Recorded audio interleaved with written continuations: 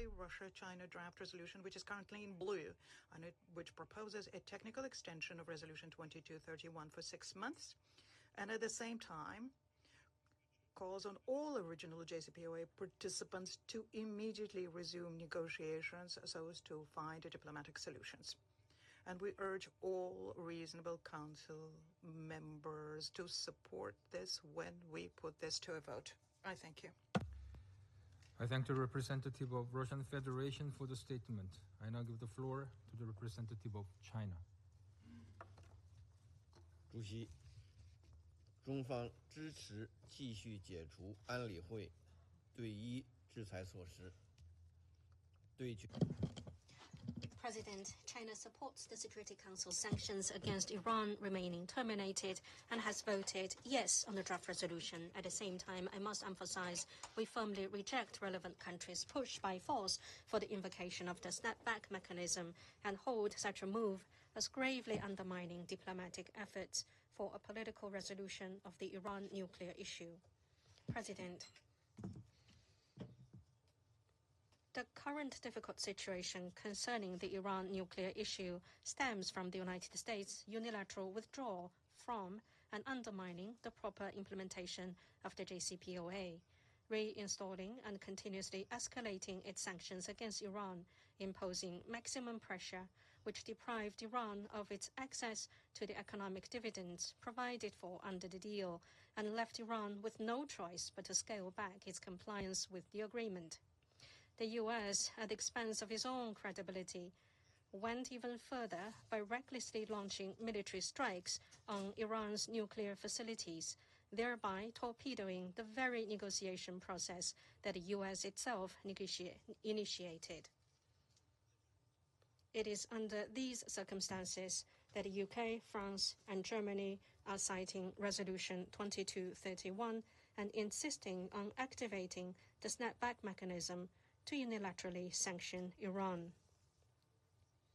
This is unfair and unreasonable. Such a move causes tension and division among Council members, is not conducive to rebuilding mutual trust and bridging differences among the parties, detrimental to the diplomatic effort towards early resumption of talks, and may even bring about catastrophic consequences that are impossible to foresee and forfeit years of diplomatic efforts in one stroke. China has grave concern over this. President, China always maintains that a political and diplomatic solution represents the only viable option to resolve the Iran nuclear issue and the right path to lasting peace. This is also the prevailing view within the international community. In the current situation, we call on the parties to stay calm and exercise restraint, resolve issues through diplomacy and dialogue, and avoid falling back into the vicious cycle of sanctions, pressure, and escalating tensions. I wish to emphasize the following points. First, Iran's efforts should be acknowledged and sanctions and pressurization halted. For some time now, Iran has repeatedly reaffirmed the peaceful nature of its nuclear program and emphasized it has no intention to develop nuclear weapons. It has overcome multiple challenges since it sustained military strikes by Israel and the U.S. to resume cooperation with the IAEA. Iran has sent positive signals many times, expressing its willingness to resume talks with the U.S. The E3 should view this positive initiative objectively and immediately withdraw their notifications to snap back sanctions against Iran. Second, we must maintain dialogue and negotiation and abandon threats of force. The use of force is not the right way to resolve international disputes, nor can it resolve the Iran nuclear issue. The U.S. ought to reflect on the disruptive impact of its withdrawal from the JCPOA and its military strikes on Iran's nuclear facilities, give a positive response to Iran's call for resumption of dialogue, undertake not to resort to the use of force again, unconditionally resume dialogue and negotiation with Iran without delay and resolve differences and respective concerns during negotiations. Third, we should focus on a political solution and create favorable conditions to that end. The Security Council should play a constructive role in assisting the parties concerned to build trust, bridge differences, and advance the political process to negotiate a new agreement. China, together with Russia, issued a draft resolution on the technical extension of Resolution 2231 for the purpose of buying time for diplomacy and creating conditions for a political solution, so as to prevent an irrecoverable tailspin that pushes the situation over the edge. This draft resolution remains on the table, and we encourage the parties to give it serious consideration. Fourth, we should uphold objectivity and impartiality and properly resolve differences. In the next steps of the political settlement process, relevant goals and measures of the JCPOA and Resolution 2231 remain valid. The objectives of nuclear non-proliferation and a peaceful use of nuclear energy must be balanced. Iran should continue to honor its commitment not to develop nuclear weapons. Other parties should fully respect Iran's right to the peaceful use of nuclear energy as a state party to the NPT. On the basis of mutual respect and equal dialogue, we must identify the greatest common denominator that accommodates the legitimate concerns of all parties, reach a solution that meets the expectations of the international community, and place Iran's nuclear activities entirely under the safeguards of the IAEA.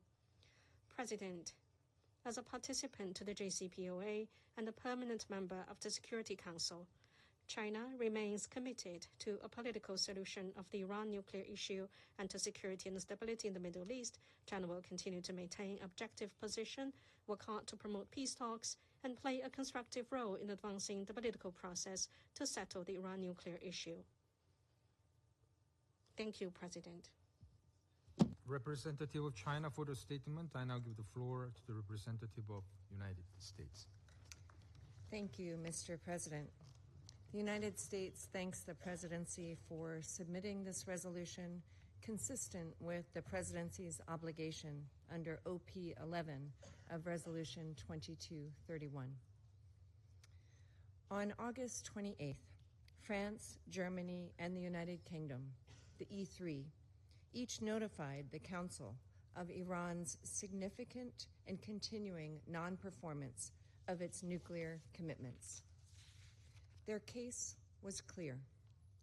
Iran has enriched uranium well above the Joint Comprehensive Plan of Action, JCPOA, limits in a manner for which there is no credible civilian purpose.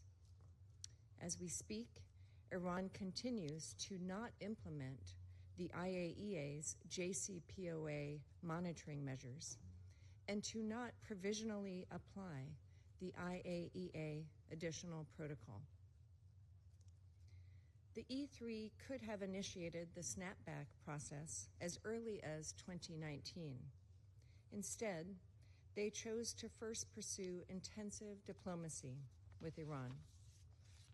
Then, in July, the E3 offered to extend the snapback mechanism if Iran were to take steps to address concerns regarding its highly enriched uranium stockpile, comply with its IAEA obligations, and resume direct diplomacy with the United States.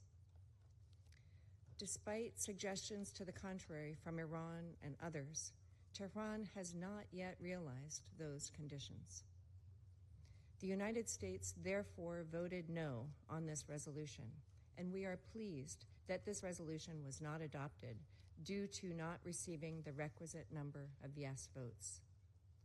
The practical effect of this vote is that absent any further action by the Council, the pre-2015 UN sanctions on Iran are reimposed following the end of the 30-day snapback period on September 27th. However, To be absolutely clear, our vote on this resolution does not impede the possibility of real diplomacy, despite any statements to the contrary. The UN provisions to be reimposed are not arbitrary, but instead narrowly scoped to address the threat posed by Iran's nuclear, missile, and conventional arms programs and support for terrorism. Their return does not preclude later removal through diplomacy. More importantly, President Trump has continued to reiterate the United States' ongoing readiness for a meaningful, direct, and time-bound dialogue with Iran, be it prior to the conclusion of the snapback process on September 27th or after.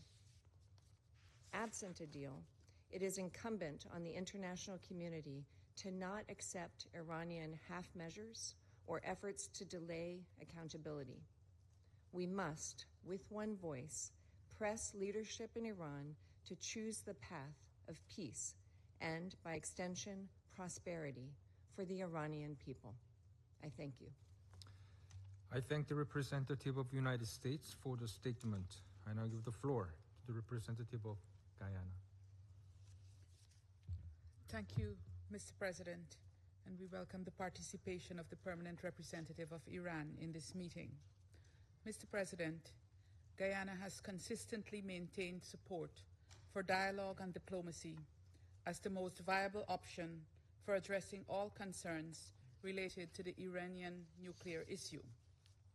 Indeed, it was through dialogue and diplomacy that China, France, Germany, Russia, the United Kingdom, the United States, and Iran reached the Joint Comprehensive Plan of Action, which this Council endorsed through Resolution 2231.